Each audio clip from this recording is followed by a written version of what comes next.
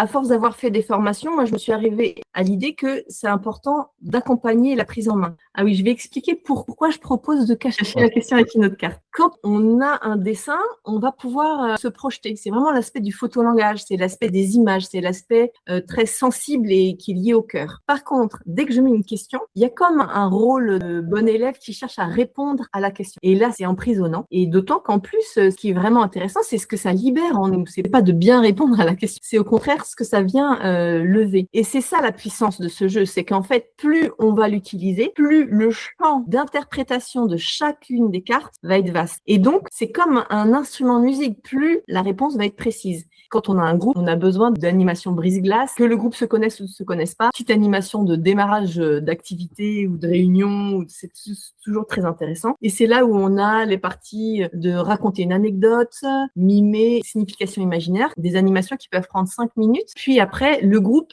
il peut avoir des projets individuels ou des projets collectifs. Si ce sont des projets individuels, et ben du coup, c'est de l'entraide dans chacun des projets. Chacun vient avec son projet et fait son itinéraire de son projet. Puis repart avec un autodéfi. Alors d'expérience, il y a vraiment une émulation qui peut se faire justement à l'étape de l'autodéfi parce qu'on s'engage vis-à-vis des autres. On le nomme. Une autre circonstance, c'est qu'il y a un projet qui est de groupe. On va avoir une dimension de fédération autour du projet et on partage notre vision sur chacune des cartes. C'est un moment pour se dire les choses. Et l'intérêt du jeu, c'est qu'il partage le temps de parole et il dynamise les prises de conscience. Ça va venir faire émerger en fait des solutions. Je connais pas bien cette approche, la tête-cœur.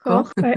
Pour moi, la tête, c'est les prises de conscience. Le cœur, c'est ce que je disais sur le fait que les panneaux, on va être touché par le dessin et on cache le texte pour pas que ça monte trop dans la tête. Ça, c'est le cœur. Et le corps, c'est les autodéfis pour moi. C'est ce qu'on va faire après la partie. C'est-à-dire que le temps d'une partie, c'est peut-être une demi-heure de partie, mais derrière, ça va nous aider à mobiliser notre volonté sur le fait de faire une action signifiante qui donne confiance. Parce qu'on l'a choisi. Bon, après, il y a d'autres personnes qui appellent ça les petits pas aussi ou ça. Bon, bah, moi, j'appelle ça autodéfi. Ce jeu-là est très orienté vers ça parce qu'il parle de mouvement, il parle d'action, il parle d'itinéraire, le fait que ce soit des panneaux. Ah ben merci pour ton explication. Parce que l'habit ne fait pas le moine. Quand on pense que la montagne est dure à gravir, allons regarder quel est le premier petit pas que l'on peut faire.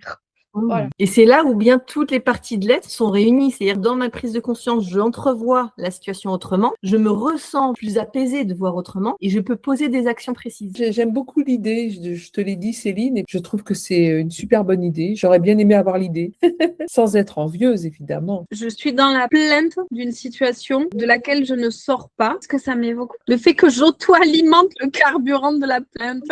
Quel est mon véritable carburant? Comment je fais le plein? Le lien et la connexion. C'est ça qui me nourrit, qui nourrit ma plainte, c'est le fait que j'ai besoin de plus de ça. Et demande à moi-même, il y a vraiment l'invitation, c'est de dire qu'est-ce que je peux faire pour transformer, enfin, ne plus auto-alimenter ma plainte. Donc c'est la demande que je me fais. Ok, et ben merci de t'être prêté au jeu, c'est chouette. Avec plaisir, merci à toi. Ça peut être aussi de prendre le temps d'une heure en visio pour adapter réellement, poser et puis construire le chemin que vous l'utilisiez en étant totalement à l'aise, confiant, décontracté dans différentes situations professionnelles. C'est vraiment ça mon envie.